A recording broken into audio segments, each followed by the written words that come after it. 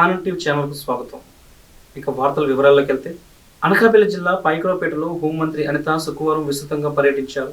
ఈ మేరకు పైకరావుపేట ప్రభుత్వ ఉన్నత పాఠశాలను, బాలికల ఉన్నత పాఠశాలను మంత్రి అనిత ఆకస్మికంగా తనిఖీలు చేశారు. ఈ పాఠశాలలో వైద్య ప్రమాణాలను పరిశీలించి విద్యార్థులతో మాట్లాడారు. మధ్యాహ్న భోజన ఏర్పాట్లు, నాణ్యత గురించి విద్యార్థులను అడిగి తెలుసుకున్నారు.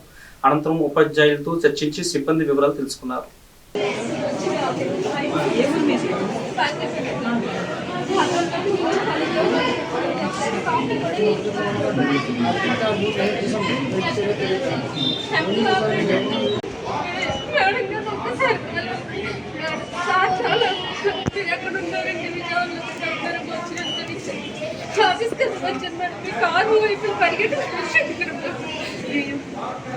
లేదు ఒకసారి సీరియస్గా తీసుకుంటాను. ఇదే స్కూల్లో మా బాబు చేస్తుంది, ఇదే బాబు వేసే ప్రైజ్ బాబుకి లివర్ ఇన్ఫెక్షన్ అసలు ఎంత బాగుంటుంది. మా బావగారు 1 లక్ష రూపాయలు కట్టారు, మేము కట్టి అబ్బాయి తీసుకున్నారు. ఏంటని పట్టించి మా పోషణ మీరు ఏదో రోజు మిమ్మల్ని ఒక ఐఏఎస్ ఒక ఐపీఎస్లో చూడాలి. అర్థమైందా?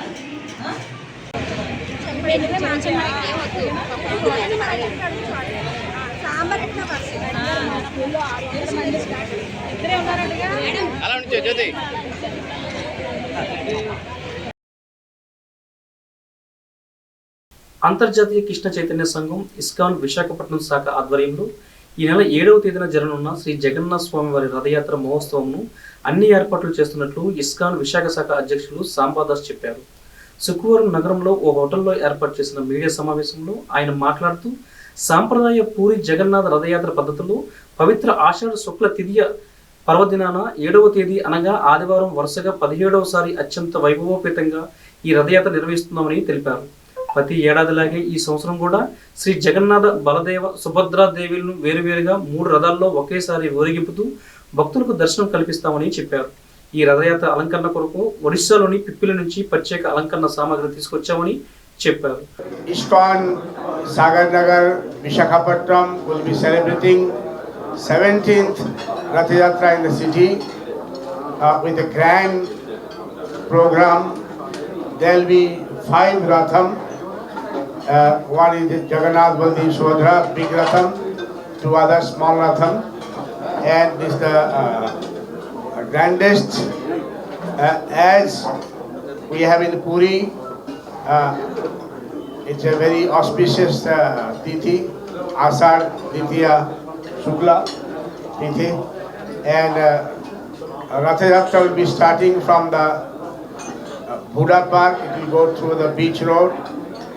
Finally, after Kalimata temple, Ramakrishna Mission, it will go to Gurja Kshetra. There will be cultural program, bhajan, kirtan, discourse about Jagannath pastimes. Then prasadam for all, and a full plate of prasadam. On the procession, there will be nice kirtan, bhajan, mandali coming from Mayapur and other countries. International participants will be there, and we will also distribute nice sweet prasadam, purihara prasadam throughout the procession, bhajan kirtan. We request everybody to come and take blessings of Jagannath, Baldev, Subhadra and make their life successful. It says in the scripture, those who see the Ratham in the those who see Lord in the Ratham and pull the Ratham, there will be no reward. So we want all the Visakhapatnam Nivasi to come and take blessings of Jagannath, Baldev, Subhadra and make the auspicious day very successful, take blessings for their own family well-being. Thank you very much.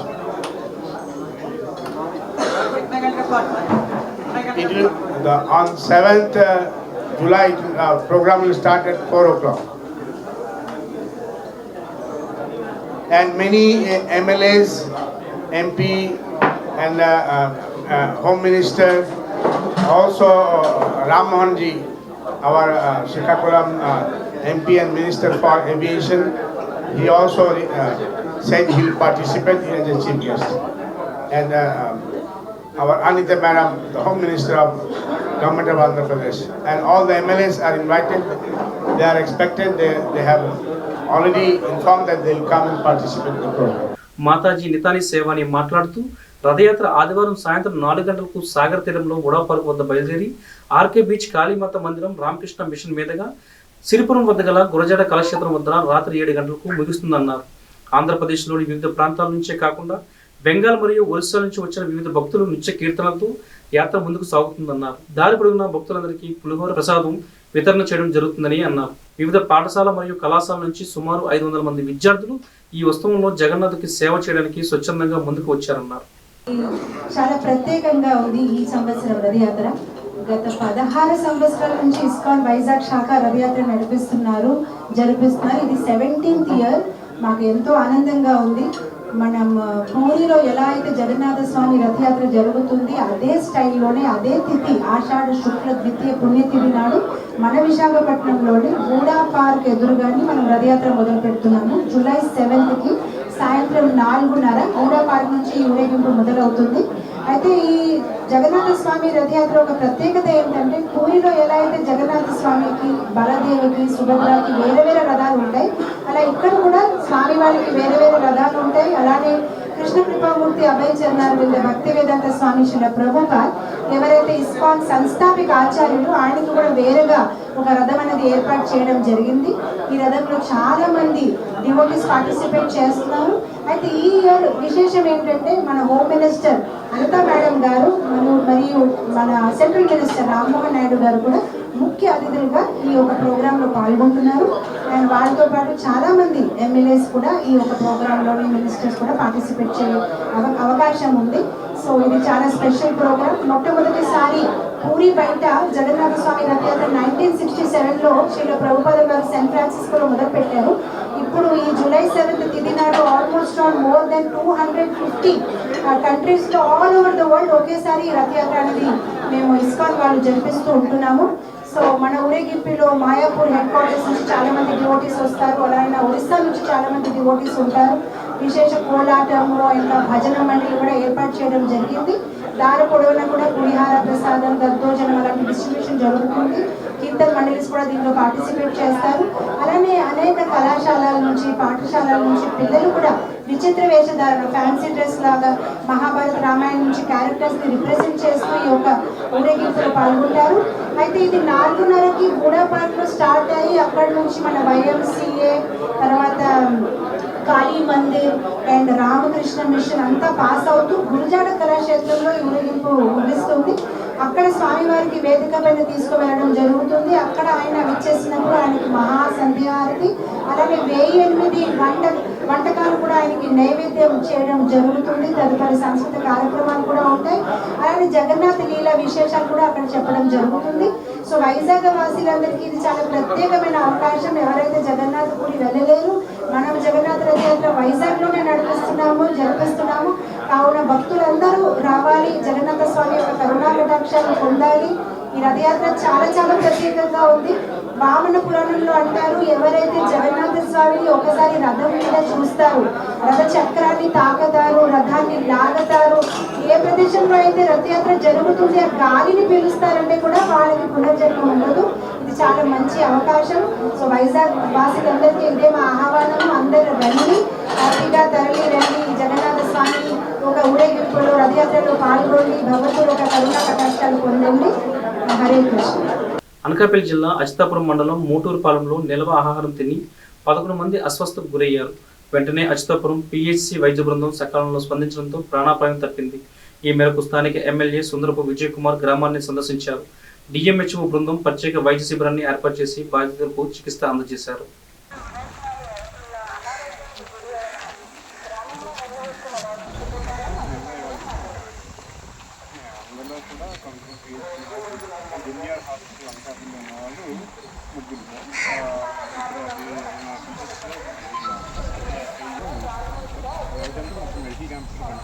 ఎప్పుడు start అయింది? 5 days back. యాక్చువల్గా నిన్న morning నుంచి మనకి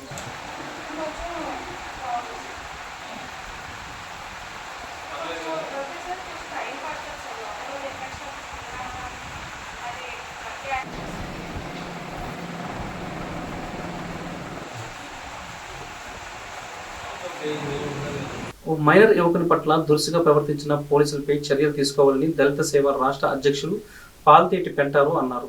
ఈ మేరకు శుక్రవారం డాబా గార్డెన్ ప్రెస్ క్లబ్లో ఏర్పాటు చేసిన మీడియా సమావేశంలో ఆయన మాట్లాడుతూ అదృష్టమైన బాలుని పట్టుకుని పోలీసులు అతన్ని ఆమె తల్లిని వేధించడం సరికాదన్నారు. దానిపై సిపికి ఫిర్యాదు చేసినా పట్టించుకోలేదని తెలిపారు. ప్రజా సంక్షేమాన్ని ప్రజా రక్షణని చేకూర్చాల్సినటువంటి 2 మేజర్ డిపార్ట్మెంట్స్ యొక్క నిర్లక్ష్యానికి గురైనటువంటి ఒక దళిత మైనర్ విద్యార్థి యొక్క సమస్య ఇది. అటు పోలీసు డిపార్ట్మెంట్ 5th టౌన్ వారు, ఇటు కేజీహెచ్ పేదల కోసం పేదల పెనిది కేజీహెచ్ అని చెప్పి పేరున్నటువంటి కేజీహెచ్లో జరిగినటువంటి నిర్లక్ష్యం అనేటువంటి దాని మీద ఈవేళ ఆ బిడ్డడు తల్లిగా శ్రీమతి బంగారు సత్యవాణి తన ఆవేదనని మీ ద్వారా సభ్య సమాజానికి విన్నవించాలని చెప్పి తెలియజేయాలని చెప్పి ఈ పాత్రికేయుల సమావేశాన్ని ఏర్పాటు చేయడం జరిగింది. ఒక పిల్లడి మీద పోలీసులు దుర్మార్గమైనటువంటి అణచివేత,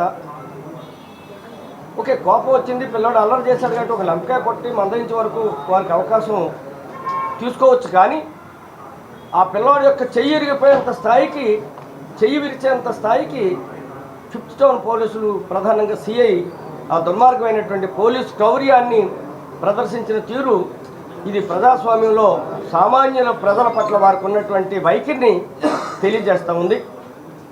మరి దాన్ని ఖండిస్తూ మేము కార్యక్రమాన్ని చేశాం. అలాగే గౌరవ కమిషనర్ ఆఫ్ పోలీసు వారికి కూడా బాధితుడి యొక్క తల్లి నేరుగానే నివేదన చేశారు. మీకు ఏ సమస్య వచ్చినా నా ఫోన్ నెంబర్ ఇస్తున్నాను, ఆ ఫోన్లో మాట్లాడని చెప్పి ప్రకటించినటువంటి కమిషనర్ ఆఫ్ పోలీస్ బక్సీ గారు మరి ఆ తల్లి వేదన పట్ల మరి వారికి విషయం అర్థం కాలేదో లేకపోతే అది సమస్య కాదని అనుకున్నారో తెలియదు, కానీ వారు కూడా సరైనటువంటి స్పందన ఇవ్వలేదనేటువంటి వేదన ఇప్పుడు ఆ తల్లి మీ ముందు చెప్పదలుచుకుంది. అదేవిధంగా కేజీహెచ్లో ఉన్నటువంటి డాక్టర్స్ ఎమ్మెల్సీ కేసు అయినా కానీ ఆపరేషన్ అవసరం అని చెప్పి చెబుతూనే ఆపరేషన్ చేయకోకుండా పిల్లడికి వీరు కాదని వారు, వారు కాదని వీరు తిప్పుకుంటూ నేటికి 10 రోజులుగా ఆ పిల్లవాడు ఆరోగ్యంతో చెలగాటమాడినటువంటి కేజీహెచ్ వైద్య సిబ్బంది యొక్క నిర్లక్ష్యాన్ని కూడా మరి ఉదాహరణతో పాటు చెప్పేదానికోసం దళిత సేన మా నగర అధ్యక్షురాలు శ్రీమతి బంగారు సత్యవాణి గారు తమ వేదన్ని ఒక అధ్యక్షురాలుగా కాకుండా ఒక తల్లిగా తన బిడ్డపడ్డ వేదన్ని మీ ముందు ఉంచాలని సభ్య సమాజాన్ని మానవతా విలువలతో సాయం చేయాలని చెప్పి కోర్టు ఏర్పాటు చేసినటువంటి సమావేశం ఇది. బాలుని తల్లి బి సత్యవాణి మాట్లాడుతూ తన ఫిర్యాదు మేరకు కంచరపాలెం పోలీసులు మిస్సింగ్ కేసు నమోదు చేశారని, అకారణంగా నేరం ఒప్పుకోమని తనను కుమారును తేజను వేధిస్తున్నారని ఆరోపించారు. పోలీసులు కొట్టడం వల్లే తేజ చెయ్యి విరిగిపోయిందని, పోలీసులు వైద్యులు తనకు న్యాయం చేయలేదని తెలిపారు. సృష్టిలోని ప్రతి తల్లికి కూడా బిడ్డ అంటే చాలా ఉన్నతమైనది. అలాంటిది నా బిడ్డని ఈరోజు ఒకవైపు పోలీసులు మరొక వైపు ఆసుపత్రి ఇద్దరు కలిసి చాలా ఇబ్బంది పెడుతున్నారండి. ఇదే న్యాయమని పోలీస్ స్టేషన్లో నేను ఎంతోమందిని కోచింగ్ చేసి హ్యూమన్ రైట్స్ కమిషన్లో కేసులు కూడా ఫైల్ చేసి కంచరపాలెం పోలీస్ స్టేషన్ అధికారుల మీద ఈరోజు నేను కేసులో నిలబడి ఉన్నానండి. కేసు రన్నింగ్లో ఉంది. అదే గ్రడ్జి పెట్టుకొని కేవలం నా కొడుకు మిస్సింగ్ కేసు, నా కొడుకు కనిపించట్లేదని ఒక మిస్సింగ్ కేసు పెడితే, ఒక అమ్మాయి వచ్చి మా అబ్బాయిని పట్టుకెళ్ళిపోయిందని కేసు పెడితే 2 పిల్లలు కనబడలేనప్పుడు మిస్సింగ్ వేశారండి. FIR number 241/24. అందులో మిస్ అయిన పిల్లలు దొరకముందే దాన్ని కిడ్నాప్ కేసు కింద మరో ఎఫ్ఐఆర్ ఫైల్ చేసి ఆ అబ్బాయి కిడ్నాప్ చేసినట్టు, ఆ అబ్బాయికి నేను ప్రోత్సహించినట్టు, ఎటువంటి ఆధారాలు లేకుండా నన్ను నా కొడుకుని కిడ్నాపర్స్ అనేసి ముద్దాయిలు అనేసి స్టేషన్లో బయలు తీసుకోమని, నేరం ఒప్పుకోమని, నన్ను బట్టలు లేకుండా సార్ ఈ బయట లేకుండా నన్ను వీడియోలు తీశారు. ఇవన్నీ సీసీ కెమెరాల్లోని రికార్డ్ అయ్యి అక్కడ పోలీస్ స్టేషన్లో. నేను ఒక గౌరవంగా ఈరోజు వరకు స్టేషన్ ముందుకి ఒక సోషల్ వర్కర్గా మంచి సర్వీస్ ఇచ్చానండి. ఈరోజు నేను ఒక ఆడదాన్ని సిగ్గు విడుచుకొని మీడియా ముందుకి ఈరోజు వచ్చాను అంటే నేను ఇంకెవరికి సర్వీస్ ఇవ్వగలనండి? నా ఆవేదన దయచేసి మీ మీడియా వాళ్ళ ముందు నేను పెట్టుకుంటున్నాను. నన్ను దయచేసి నాలాగా ఇంకో ఆడదానికి జరగకూడదు, ఇంకో తల్లికి జరగకూడదని నేను సామాన్యురాలుగా ఇక్కడ కూర్చున్నాను. ఈరోజు అనేక సంఘాల్లో పనిచేశానండి. నేను 12 సంవత్సరాలు నా భర్తకు దూరంగా ఉండి నా సర్వీస్ అంతా సోషల్ వర్క్గా చేసుకుని వచ్చాను ఈ రోజు వరకు. కానీ నా కొడుకు విషయంలోని ఒక మిస్సింగ్ కేసుని కిడ్నాప్ కేసు కింద మార్చి పోలీసులు మమ్మల్ని రకరకాలుగా ఇబ్బంది పెట్టి మైనర్ అబ్బాయిని నా కళ్ళ ముందు నేను కొడుతుంటే నేను ఆపడానికి ప్రయత్నిస్తే నాతో కూడా అసభ్యంగా ప్రవర్తించారు. కలియుగ ప్రత్యక్ష దైవం శ్రీ వెంకటేశ్వర స్వామి సన్నిధిలో పరిపాలన వ్యవస్థ అత్యంత దారుణంగా ఉన్నదని ప్రముఖ రచయిత వెంకట్ అన్నారు. శుక్రవారం డాబాగఢ్ ప్రెస్ క్లబ్లో ఏర్పాటు చేసిన మీడియా సమావేశంలో ఆయన మాట్లాడుతూ ఆంధ్రప్రదేశ్లోని చిత్తూరు జిల్లాలో తిరుమల 7 కొండలపైన కొలువైన వెంకటేశ్వర స్వామిని దర్శించుకునేందుకు రాష్ట్రంలో వివిధ ప్రాంతాల నుండే కాక దేశ విదేశాల నుంచి భక్తులు నిత్యం లక్షలాదిగా తల్లి వస్తుంటారన్నారు. అయితే స్వామివారి దర్శనం కోసం వచ్చేవారు కొండపై మాత్రం అనేక ఇబ్బందులు గురవుతారని అన్నారు. ముఖ్యమంత్రి చంద్రబాబు నాయుడు వెంటనే స్పందించి తిరుమలలో పరిపాలనా విభాగాన్ని సరిదిద్దాలని కోరారు. తిరుమల తిరుపతి దేవస్థానం పరిస్థితి చాలా అధ్వానంగా దయానీయ పరిస్థితిలో ఉంది. ఎంత అధ్వానంగా ఉందంటే యమధర్మరాజు వస్తే ఈ టీటీడీ అడ్మినిస్ట్రేషన్ వాళ్ళే ఎంబట్ల కింద పెట్టుకుంటాడు. వేరేగా మన శిక్షలు ఏం పడవు, యమలోకానికి వెళ్ళక్కర్లేదు. ఒకసారి టీటీడీ లైన్లో ఉంటే వెంకటేశ్వర దర్శనం స్వామి దర్శనం మనకి చాలా మేలు చేకూరుస్తుంది. ఈ లైన్లో పడే కష్టాలు యమధర్మరాజు కూడా ఆశ్చర్యపోతాడు, అంత భయంకరంగా ఉన్నాయి అక్కడ కష్టాలు. అది మీరు ఇన్వెస్టిగేషన్ చేసి తెలుసుకోండి దయచేసి. మోసాలు, ఇదిగో ఇది శ్రీవాణి రిసిప్ట్ 10,500 500కి రిసిప్ట్ ఇచ్చారు. 10,000 ఏమైందో నాకు తెలీదు. ఈ 10,000 గురించి నేను బాధపడలేదు. ఇంత 10,500 ఇచ్చాక కూడా 10 కిలోమీటర్ల పైన నడిపించారండి. ఎక్కడెక్కడో వీధులు, ఆ వీధుల పక్కన క్యూకామ్ జాలీలు కట్టేసి ఆ జాలీల్లో నుంచి నడిపించేశారు. నా సంగతి సరే, నాకంటా పెద్ద వయసు ఉన్నవాళ్ళు ఎంత బాధపడుతున్నారు. నల్లక కూర్చుండిపోయి ముడుకుల నొప్పులు వాళ్ళు, నడు నొప్పి వాళ్ళు, బీపీ ఉన్నవాళ్ళు, షుగర్ ఉన్నవాళ్ళు చాలా ఇబ్బంది. మంచినీళ్ళకి దిక్కు లేదు, చంటి పిల్లలకు పాలకు దిక్కు లేదు. ప్రసాదం సంగతి దేవుడు క్యూ కాంప్లెక్స్లో అల్లాడిపోతున్నారు భక్తులు. Next 80% of the Tirumala Tirupati టికెట్లు దర్శనాలువి 80% టికెట్లు బ్లాక్లో అమ్ముకుంటున్నారట. అక్కడ తిరుమల లోకల్ తిరుపతి అని చెప్పాడు నాకు. తమిళనాడు, కర్ణాటక, కేరళలో అమ్మేసుకుంటున్నారండి 80% టికెట్లో. 20% ఆంధ్రాకి ఇస్తున్నారు. ఏమంటే సర్వర్ డౌన్లోడ్ అవ్వలేదంటారట. ఈ సర్వర్ డౌన్లోడ్ అవ్వలేదని చెప్పి 80% టికెట్లు అక్కడ బ్లాక్లో అమ్ముకొని మాకు ఆంధ్ర తెలంగాణ వాళ్ళకి 20% టికెట్లు అట.